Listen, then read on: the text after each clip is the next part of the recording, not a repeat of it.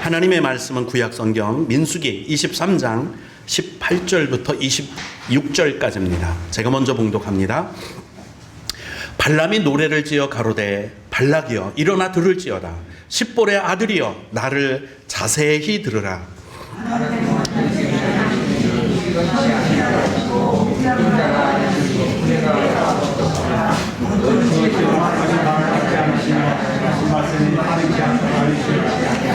내가 축복의 명을 받았으니 그가 하신 축복을 내가 돌이킬 수 없도다.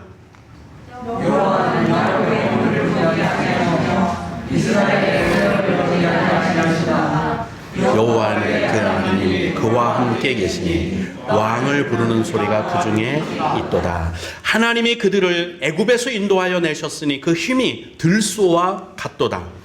야곱을 해할 사술이 없고 이스라엘을 대할 복술이 없도다. 이때에 야곱과 이스라엘을 대하여 논할진대 하나님의 행하신 일이 어찌 그리 그냥 하리로다.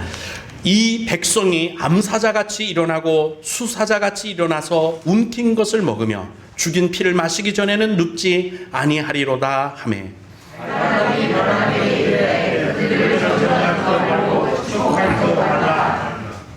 발람이 발락에게 대답하여 가로되 내가 당신에게 고하여 이르기를 여호와께서 말씀하신 것은 내가 그대로 하지 않을 수 없다고 하지 아니하더이까. 아멘.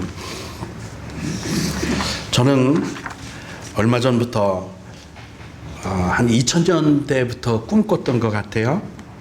교회 마을 교회가 아니라 교회 마을, 조금 더 확장된 의미죠. 마을에 있는 교회, 마을 교회가 아니라 교회가 곧 마을의 중심이 되는 이런 걸 꿈꿔왔어요. 예전 의미로 말하면 전원교회라고도 말할 수 있고요. 그리고 또 교회가 온 성도들을 요람에서부터 무덤까지 책임질 수 있는 시스템을 갖춘 교회, 이걸 교회 마을이라고 제가 명명하고 그렇게 꿈을 꿔왔습니다. 오늘 그 꿈을 또 카페에서 혼자 기도하다가 말씀 준비하다가 또 감동을 받았어요. 그래서 꼭 이 꿈은 이루어야겠다. 이제 제가 남은 목회 여정이 한 15년 될까요? 20년 될까요? 얼마 남았을까요? 그 안에 하나님이 이런 꿈을 이루셔서 온 성도들이 가나안 복지를 이 땅에서 누리면서 살 수 있으면 얼마나 좋을까 그 생각을 하게 됩니다. 여러분과 같이 이 꿈을 공유하기 위해서 언제 말씀을 준비하고 같이 도전받는 시간을 가졌으면 참 좋겠다 싶어서 먼저 운을 떼어 놓습니다. 여러분들의 마음에 준비하시고 이 깊은 소망에, 하나님의 높은 소망의 꿈에 우리가 동참하실 수 있으면 참 좋겠다 생각을 합니다. 우리의 사는 모습, 우리가 살고 있는 지금 이 형편, 이런 것들로 하나님께 영광 돌리는 삶을 살려면 뭐가 필요할까 생각해 봤어요. 지혜가 필요할까요? 아니면 내가 가진 능력이 필요할까요? 그러면 하나님이 영광 받으시는 삶을 살 수 있을까요? 그것보다 더 중요한 게 있더라고요. 바로 복을 받는 겁니다. 하나님이 우리에게 복을 주신 것을 누리지 못하면 하나님의 영광을 우리 삶 가운데서 드러낼 수가 없습니다. 하나님이 우리에게 복 주신 것을 따라서 그 복의 분량만큼 하나님이 기뻐하시는 삶을 살아드릴 수 있다. 그리고 그것이 사람들에게 증거되고 보여지고 간증되어질 수 있다고 저는 분명히 믿습니다. 한 예를 들어 드릴까요? 마태복음 14장에 보면 벳세다라는 갈릴리 호수에 있는 넓은 평지입니다. 약간 이렇게 지금 말로 하면 뭐라 그럴까, 공설운동장처럼 생겼어요. 공설운동장이 어떻게 생겼는지 혹시 못 가신 분은 깔때기 아시죠? 깔때기처럼 이렇게 깔때기를 반을 딱 잘라서 놓으면 그렇게 생겼어요. 그러니까 부채를 쫙 펴서 약간 이렇게 휜 것처럼 되었다고 할까요? 이렇게 생긴 게 바로 이 벳세다라는 초원입니다. 이렇게 언덕이 졌어요. 거기에 남자만 50명이 모인 때가 있었어요. 그것도 3박 4일 동안 그렇게 모였습니다. 그러니까 어린아이하고 또 여자들까지 다 치면 한 12,000에서 2만 명이 되지 않을까 싶어요. 왜 그렇게 생각을 하느냐면 교회 오는 비율을 보면 남자들보다 여자들이 3배가 더 많거든요.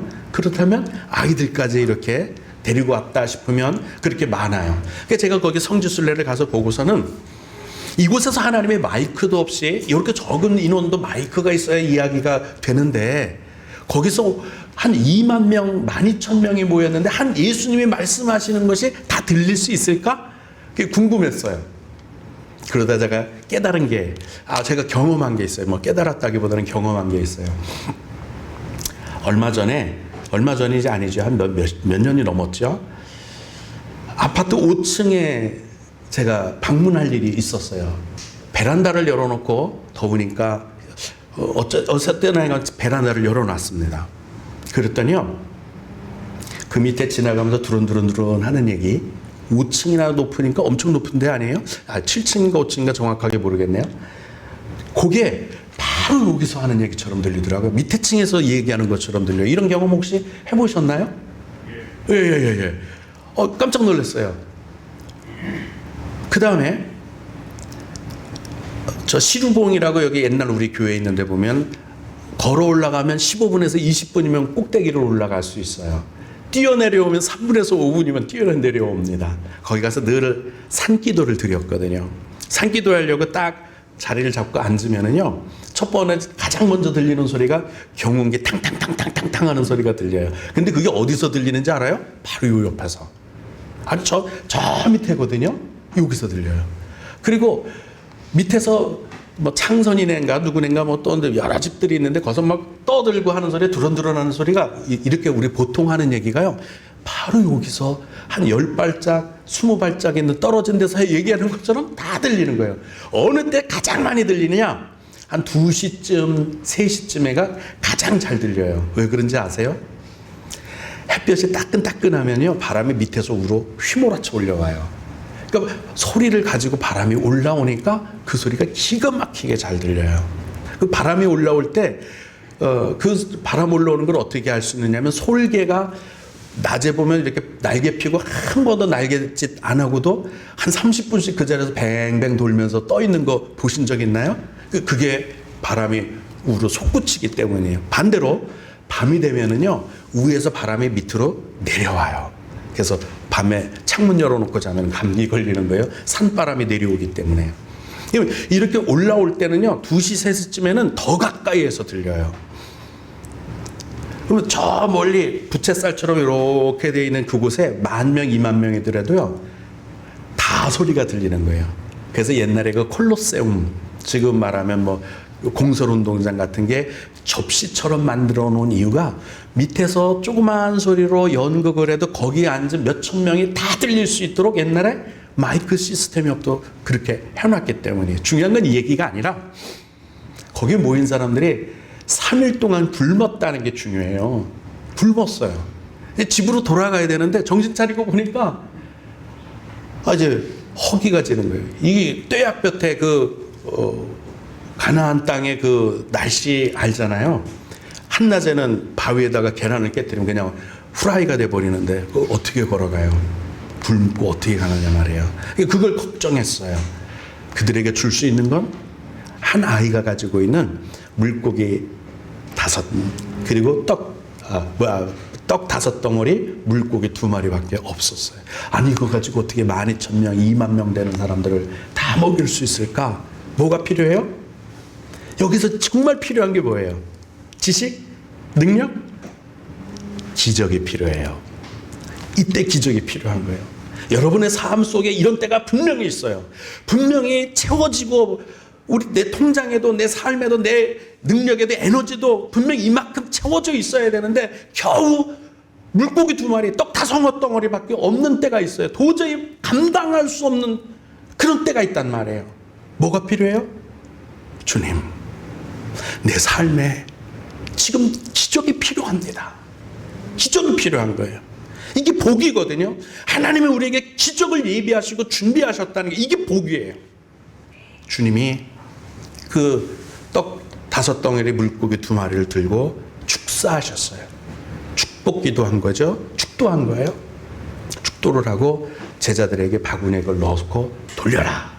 그랬더니요, 남자만 5,000명, 대림 잡아 남녀 아이까지 하면은 12,000에서 한 2만 명 정도 되는 사람들이 그걸 다 배불리 먹고 부스러기, 어제 결혼식장에 갔다가 비표를 먹었는데요. 사람들이 먹다가 맛이 없는 거 그냥 남기고 접시로 서너 개씩 막 버리더라고요. 그 부스러기 주님은 버리지 않으셨어요. 다 거두셨어요. 몇 광주리를 거두신지 아시는 분 혹시 있습니까? 몇 광주리? 12광주리. 우리가 몇 달을 살고 있죠? 한 달에? 1년에? 12달을 살아요. 12달 내 인생 365일 하나님의 기적, 하나님의 은총, 하나님의 베푸시는 복이 우리 삶을 풍족하게 할 수 있도록 12광주리나 또 준비해 놓고 계시다는 거 할렐루야입니다. 예, 그걸 누리시기를 바랍니다. 하나님의 복이 아니면 우리 인생에는 답이 없어요. 그걸 베세다 광야에서 기적을 통해서 보여주셨습니다. 이스라엘 백성들이 출애굽을 했죠. 그래서 출애굽을 해서 어디로 가고 있는 중입니까? 하나님이 예비하신 가나안 땅을 향해서 지금 가고 있는 중인데 그 과정에 무슨 일이 있었어요? 10가지 재앙을 내리셨습니다. 그 기적이에요. 이게 이스라엘 백성들로 보면 하나님의 보호받는 자들에게 보면 가장 큰 복입니다. 홍해가 갈라져서 땅 아래 물속을 지나갔어요. 어제 침례받았죠. 지난주에 그 침례받은 게 홍해 밑에 물속을 지나가 생명길로 간 것과 같아요. 그래서 베드로 전서에 새롭고 산 길, 사람들이 만들지 않은 새로운 길을 만들어 놨는데 생명의 길이다. 홍해 밑으로 그 길을 만들어 놓으셨거든요. 우리가 물속에 들어갔다 나왔다는 것은 죽었다가 다시 사는 것과 홍해 속에서 죽음의 길에서 삶의 길로 나간다는 것을 의미하는 말씀이에요. 그렇게 지나갔어요. 뿐만 아닙니까? 반석에서 샘이 나왔는데요. 여기도 어마어마한 인원이 출애굽을 했잖아요. 제가 더 어림잡아 보니까 200만에서 250만, 많게 잡으면 300만이거든요. 광주 시민보다 많아요. 대단한, 여기에 여러분 우리가 물자를 지원한다, 보급해야 한다 생각해 보세요. 물 탱크로리가 하루에 몇 대씩 지나가야 될까요? 쌀을 싣고 가는 트럭에 몇 대가 들어가야 그 200만, 250만, 300만이 먹고 하루를 버틸까요? 상상도 안 가죠? 거기다가 부식 재료가 또 들어가야 될 거 아니에요. 근데 하나님의 그 의식주를 40년 동안 다 해결해 주셨어요. 그들이 힘든 게 뭘까? 제가 속으로 생각해 봤어요. 야, 이 사람들이 40년 동안 의식주는 다 하나님이 해결해 주셨는데 그럼 정말 힘든 게 그 다음에 뭘까? 웃기는 얘기 한번 하겠습니다. 대변 소변은 참 힘들었을 것 같아요. 모래잖아요. 그냥 이런 윤리의식이 없고 위생의식이 없는 사람들은 집 볼일 보고 나서 모래로 살짝 덮어놓고 가면 다음 사람이 지나가다가 아휴 뭐 밟았네 할 거 아니에요. 그죠? 아마 그래서 야 깊이 파고 파묻어, 깊이 파고 파묻어, 이 소리가 아마 1년 내내 반상회에서 나오는 이야기가 아니었을까 싶어요. 얼마 동안 살 동안 대변이 거의 꽉 차서 더 묻을 데가 없으면 구름기둥, 불기둥이 옮겨가는 거예요. 그럼 거기 가서 또 40년을 그렇게 사는데 의식주 문제가 탱크로리가 지나가지 않고 물 공급하지 않고 부식재료 쌀 지나가지 않은데도 만나로 큰 바위가 터트리면 시냇물처럼 물줄기가 흘러가서 모든 사람들이 풍족하게 먹은 기적, 이게 복이 아닙니까? 복을 받지 않고는 살 수가 없어요. 하나님을 믿는 백성이 출애굽해서 하나님의 나라까지 가는 그 여정 가운데 필요한 건 하나님의 복인 줄로 믿습니다. 여러분이 주 예수 그리스도를 믿어 새 사람이 되고 중생에서 하나님께 영광을 돌리며 우리의 삶이 윤택하고 풍성하고 아름답게 되고 하나님의 나라 천국문에 이르기까지 정말 필요한 게 뭐냐면 하나님의 복, 하나님의 은혜, 하나님의 기적이다, 이렇게 말씀드릴 수 있어요. 그래서 사람은 처음 창세기 창조하자마자 복 주시며 복을 먼저 주셨어요. 그리고 복이 끊이지 않고 요한계시록이 갈 때까지 복이라는 말이 끊어지지 않아요. 복 받는 거를 부끄러워해서는 안 됩니다. 하나님의 복으로 풍성해서 그 복이 어떤 방향으로 은혜로 나타나든 기적으로 나타나든 하나님의 사랑으로 평안으로 나타나든 우리가 말하는 뭐 물질의 복, 건강의 복, 여러 가지 모양새로 만 가지의 은혜로 나타나면 하나님 감사합니다. 이렇게 살아요. 하나님 이게 내 답입니다. 내 인생의 답은 주님의 은혜입니다. 하나님 복 주시는 겁니다. 이렇게 살아야 하는 줄로 믿습니다. 이게 하나님이 복 주시고 보호해 주시는 거예요. 그런데 이 세상에는요, 우리 성도들의 삶을 회방하는 무리가 있어요. 어둠의 세력이에요. 방해하는, 저주하려고 하는 세력이 있어요. 이스라엘 백성들이 하나님의 보호를 받고 있고 하나님의 전능하심이 감싸고 있는데도 아말렉이라는 에돔 족속을 만납니다. 에돔 족속의 모압 족속을 만납니다. 모압 족속이 누군가요? 아브라함의 조카 롯의 후손이에요. 가까운 친족이잖아요. 근데 그 가까운 친족이 이스라엘 백성들이 저주받기를 원했어요. 발락, 이 사람이 모압의 왕인데 이스라엘 백성들이 그렇게 꼴불견으로 여겼어요. 그 배후에 누가 있을까요? 사탄이 있는 거예요. 어둠의 세력이 있는 거예요. 서로 잘 되면 얼마나 좋아요? 이스라엘 백성들은 모압도 피해가고 암몬도 피해가고 에돔도 피해가고 될 수 있으면 친족들이랑은 싸우지 않으려고 했어요. 은혜 가운데서 다 같이 공존하려고 했어요. 하나님이 이스라엘 땅을, 가나안 땅을 나누어줄 때도 거기는 에돔 땅이니까 건드리지 마, 거기는 모압 땅이니까 그들이 살게끔 둬, 그들도 건드리지 않았어요. 이스라엘만 땅을 준 게 아니에요. 다 같이 살도록 했어요. 근데 시기하고 질투하고 회방하고 저주까지 하려고 발람이라는 선지자를 동원해서, 야, 이스라엘 백성들 저기 온다, 저주 좀 해줘, 저들이 복 받으면 난 싫어, 저주 좀 해줘. 3번이나 동원을 했어요. 근데 이스라엘 백성을 돈 받고 저주하려고 발람이, 선지자가 딱 이제 돈 준다니까 누가 싫겠어요. 그러니까 리아가로 막 보석을 싣고 오니까 신나가지고 이스라엘 백성 딱 앞에 서서 저주하려고 손을 딱 들었는데 하나님의 그의 마음에 성령을 보내셔서 감동을 하니까 저주하는 게 아니라 오히려 축복을 해버렸어요. 그러니까 야, 또 내가 저주하라고 그랬지 어떻게 축복을 하냐? 저 빨리 또 다시 또 저 앞에 가서 기다리자. 또 이스라엘 백성들이 갈 곳을 먼저 가서 그 산꼭대기에 이제 올라가서 높은 데 가서 보이면 저주해, 보이면 저주해. 근데 보이면 저주하려고 손을 들었는데 또 축복을 해버린 거예요. 발락이 화가 단단히 났어요. 야, 너 내가 돈 왜 줬는데 저주하라니까 왜 자꾸 축복을 해? 마지막에다 우리 또 저기 가서 또 숨어서 기다리자. 또 기다리다가 오늘 본문 말씀이에요. 또 나타나니까 또 저주한답시고 하다가 축복을 해버린 거예요.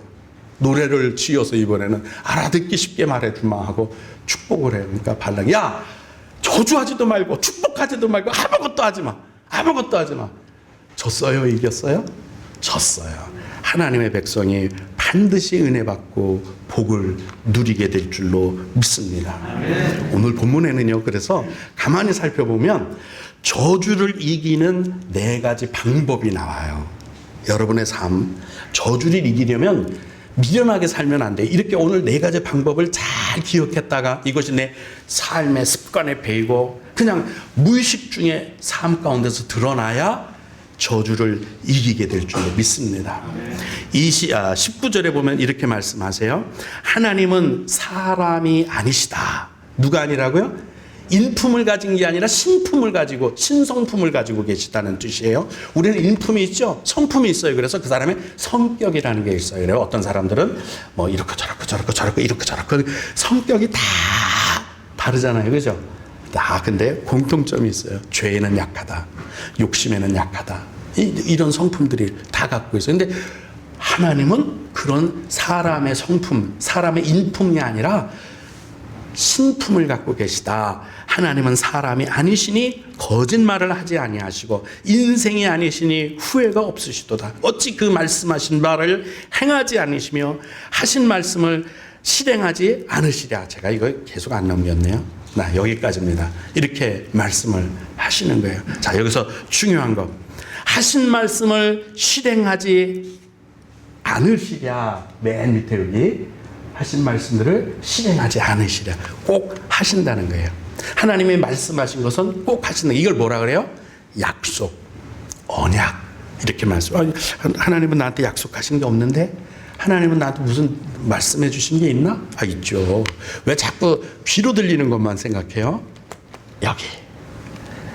옛날 약속을 뭐라 그래요? 구약. 새로 해주신 약속을요? 신약.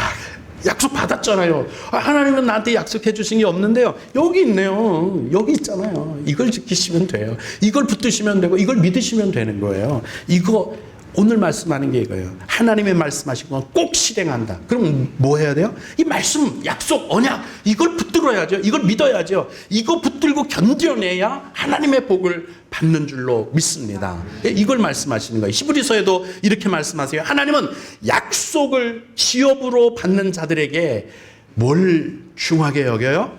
이거 약속을 기업 이거를 유산으로 물려주고요. 이걸 유산으로 가지시기를 주님의 이름으로 축복합니다. 그 뜻이 변치 아니함을 충분히 나타내시려고 그 일에 맹세.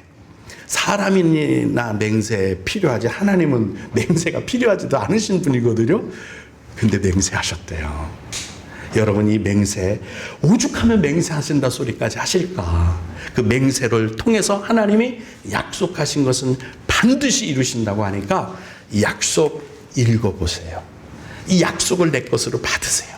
이 약속이 너무 많아요. 어떡하죠? 나 이거 다 못 읽었어요. 그러면 이렇게 합시다. 이 약속을 이렇게 뭐라 그러죠? 함축하면 뭐가 나오는지 아세요? 약속을 하나로 꽉 뭉치면 뭐가 나오는지 아세요? 예수님이 우리의 약속이세요. 예수님을 보내주시겠다고 가죽옷을 입히신 때부터 십자가에 달려 죽으시고 채찍에 맞음으로 가시관을 쓰심으로 죽었다가 3일 만에 부활하시는 모든 사건이 이 약속을 완성하기 위해서 우리에게 보내주신 하나님 자신이세요. 독생자세요. 그러니까 누구를 믿으면 되는 거예요? 예수. 말씀을 믿으시면 될 줄로 믿습니다. 그분이 로고스세요. 그분이 말씀이세요. 말씀이신 예수 그리스도를 믿음으로 저주에서 우리의 삶을 복된 삶에서 회방하는 악한 세력에서 어둠의 세력에서 세상 악을 주관하는 주관자들에게서 우리를 지키시는 줄로 믿습니다. 아멘. 아브라함도 이런 하나님의 약속을 믿었는데 그 약속을 믿은 것 때문에 오래 참아 약속을 받았다 이렇게 말씀합니다. 이건 또 시간이 많이 걸릴 것 같아서 대충 다 우리는 이제 실력이 있어서 이 말씀을 다 아시니까 넘어가도록 합니다. 재밌는 말씀이지만 사라가 어떻게 사레가 어떻게 사라가 되고 아브라함이 어떻게 아브라함이 됐는지 그 말씀이 정말 옛날 얘기처럼 또 흥미롭고 진진하고 그런데 넘어갑니다. 두 번째, 우리가 저주를 이기는 방법, 이게 중요하니까 사죄의 복음, 죄 사함의 복음을 믿어야 돼요. 많은 사람들이 자기 죄에 얽매여서 죄책감에 시달리면서 하나님의 은혜 안에 살지 못하는 사람들이 많아요. 그런데 21절 본문에 이렇게 말씀합니다. 야곱의 허물을 보지 않는다. 하나님은 허물을 보지 않는다. 이미 다 용서하시고 기억조차 하지 않는 분이세요. 이스라엘의 반역, 아니 허물까지는 용서해 주실 수 있다고 생각은 되는데 반역한 거를 용서해 주신다? 와, 이건 대단한 거예요. 조선 왕조실록을 보거나 역사 대하 드라마를 보면요, 반역하면 자식도 죽이는 게 권력의 특징이에요. 사도세자가 왜 죽었어요? 왜 세조가 이방원이 자기 형제들을 다 죽였을까요? 바로 이 반역이 무서워서. 그렇지 않아요? 단종을 왜 죽여요? 이게 무서운 거거든요. 반역. 근데 하나님은 그 반역조차도 용서하셨대요. 생각해 봅시다. 가나안 출애굽을 시켜서 홍해 앞에까지 나왔어요.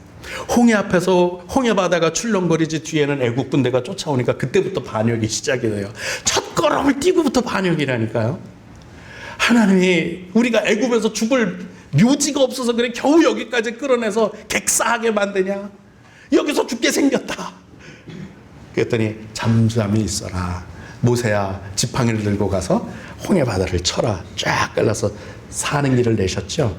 그때부터 원망 불평하던 그들이요, 반석 앞에 서면 갈증이다, 목마르다, 우리가 맨날 뭐 만나만 먹고 살아야 되느냐, 우리도 고기 먹고 살아야 된다, 그냥 애굽에 있을 때는 마늘도 먹고 돼지고기도 가마솥에 펄펄 끓는 소리에 먹을 게 천지였는데 여기 와서는 꽁보리밥도 못 먹고 이게 뭐냐, 우리도 고기를 달라.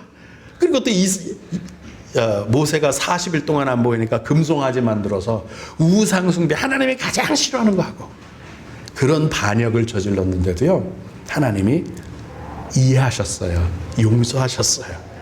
그리고 말씀합니다. 야곱의 허물을 보지 않으신다. 이스라엘의 반역을 보지 않으신다. 여러분, 어떤 죄 가운데 있더라도, 어떤 과거가 있더라도 하나님은 다 덮으시고 다 용서해 주십니다. 그것 때문에 하나님의 복을 받는 삶을 포기하지 마세요.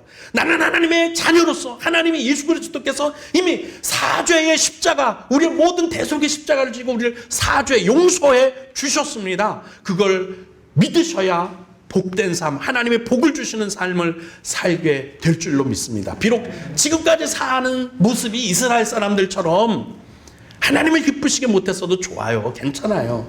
하나님은 우리를 무궁히 사랑해 주시는 줄로 믿습니다. 자기 허물 때문에 하나님을 버리지 마시기를, 하나님의 은혜와 복을 포기하지 않으시기를 주님의 이름으로 축복합니다. 율법의 저주가 있어요. 그걸 이길 수 있는 방법이 뭘까요? 사죄의 복음이에요. 용서받았다는 복음이에요. 예수님이 나 대신 죽으셨다는 그 복음, 율법의 저주를 이길 수 있는 복음의 비결인 줄로 믿습니다. 이와 같이 주의 은혜와 복을 받으시기를 주님의 이름으로 축복합니다. 세 번째는요, 하나님과 함께 사는 거예요. 그것도 하나님을 아웃사이드에 이렇게 바깥에 세우는, 가장자리에 세우는 게 아니라 중심에, 가장처럼 그렇게 모시고 사는 거예요. 21절에 그들이 저주를 도저히 저주하려고 해도 저주가 안 되는 비결을 이유를 이야기하는데, 여호와 그들이 하나님이 그들과 함께 계시는데 어떻게 저주를 해요? 아무리 저주하려고 해도 축복이 나오는데 어떡하란 말이에요? 그 말을 하는 거예요. 여러분, 제가 누구를 한번 쥐어파보고 싶을까? 우리 연주를 때리고 싶어요. 연주를 한번 때리고 싶은데 아무도 없으면 제가 때릴 수 있어요. 근데 연주 아빠나 연주 엄마가 보고 있잖아요. 절대로 못 때려요. 사탄이, 원수가, 마귀가 우리를 치고 싶고 저주하고 싶고 우리를 무너뜨리고 싶어도 하나님이 우리와 함께 있는데 어떻게 때려요? 어떻게 저주를 해요? 안 되잖아요. 우리 삶 가운데 주님을 함께 모시고 왕을 부르는 소리, 그들의 왕은 누구예요? 하나님이잖아요. 하나님을 왕으로 모시고 사시기를, 주 예수 그리스도를, 우리의 만왕의 왕이신 예수가 여러분과 저의 중심에, 가정의 중심에 있기를 주님의 이름으로 축복합니다. 말씀합니다. 마귀를 대적하라. 그리하면 너희를 피하리라. 하나님을 가까이 하라. 중심에 모셔라. 그리하면 너희를 하나님도 가까이 하시리라. 가까이 하시면 뭐 할까요? 좋은 거 주시죠. 기적, 은혜, 평안. 이게 바로 복 아닙니까? 하나님의 복을 누리시기를 주님의 이름으로 축복합니다. 마지막으로 담대해야 돼요. 담대해야 된다고요. 믿음의 담대함이 있어야 할 줄로 믿습니다. 24절에 이 백성이 암사자같이 일어나고 수사자같이 일어나서 움킨 것을 먹으며 죽은 피를 마시기 전에는 눕지 아니하리로다. 여기서 사자를 말씀하실 때는요, 왕을 말하는 거예요. 왕과 같은 권세, 왕 같은 제사장, 왕과 같은 거예요. 호랑이하고 사자하고 싸우면 누가 이길까요? 1대1로 싸우면 호랑이가 이긴대요. 워낙 등치가 크니까. 사자보다 등치가 더 크잖아요. 호랑이가 이긴대요. 근데 정말 야생에서 진짜 싸우면 호랑이가 진대요. 호랑이는 혼자 다녀요. 근데 사자는요, 가족이 다녀요. 가족이. 그러니까 둘은 매복을 하고, 저쪽에서 사자들이 몰면 영양, 버팔로, 물수 할 거 없이 막 도망가다가 어디로 몰아요? 매복하고 있는 곳으로 몰아요. 그리고 그 중에서 약한 놈을 잡아서 한 식구가 다 같이 먹는 거예요. 암사자, 숫사자 같이 살아요. 그러니까 이길 수밖에 없는 거예요. 여러분, 후영교회도요, 믿음의 담대함을 가지려면 혼자 개별적으로 신앙생활에서는 약할 수밖에 없어요. 여러분이 아무리 특공대라고 하더라도 나는 믿음이 강해, 나는 반석 같아, 금강석이야, 다이아몬드 같은 단단한 믿음이야, 무너질 수밖에 없어요. 근데 삼겹줄은 부러지지 않습니다. 우리 구역별로, 남선교회, 여전교회별로 뭉쳐서 후영교회 성도들이 하나가 돼서 암사자, 숫사자 한 가족처럼 승리하고 이길 수 있는 삶을 사시기를 주님의 이름으로 축복합니다. 뭉쳐야 돼요. 뭉쳐야 돼요. 그게 이제 담대함이 나요. 혼자는 안 돼요. 밤길을 걸어봐도요, 혼자 가는 것보다 둘이 가는 게 더 훨씬 쉽습니다. 제가 삼각산에 신학교 다닐 때 기도하러 집에 이제 어차피 집에 오면 11시, 12시니까 그러면 삼각산을 올라갔어요. 삼각산, 서울에 있는 삼각산에 기도하러들 많이 가시거든요. 삼각산에 갈 때 혼자 가면 그 산길을 이렇게 후라시 달고 가도요, 무서워요. 이쪽에서 뭔가 부스럭 소리 나면 가슴 열는데 뭐 멧돼지가 나올 것 같기도 하고 뼈 쓰는데 두세 시에 같은 하구들끼리 올라가잖아요. 아무렇지도 않아요. 아무렇지도 않아요. 두세 시 모이면 담대해집니다. 우리 담대함으로 승리하는 은혜의 삶 살기를 주님의 이름으로 축복합니다. 이제 정리해 볼게요. 우리를 저주하는 악한 세력이 아무리 강해도요, 하나님이 우리와 함께 하신다. 우리가 함께 뭉쳐서 암사자, 숫사자, 가족처럼 믿음의 한 형제가 돼서 함께 한다면 저주할 수 없어요.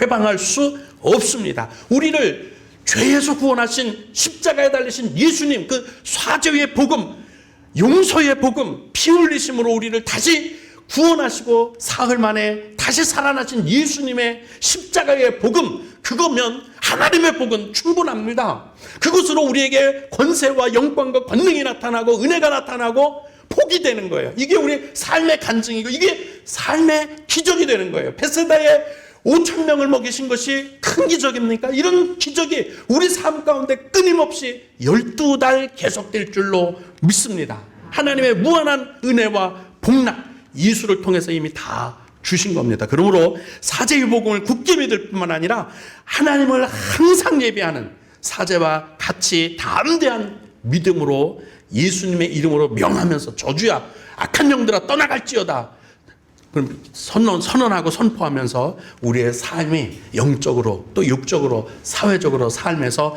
강건하시기를 주님의 이름으로 축복합니다.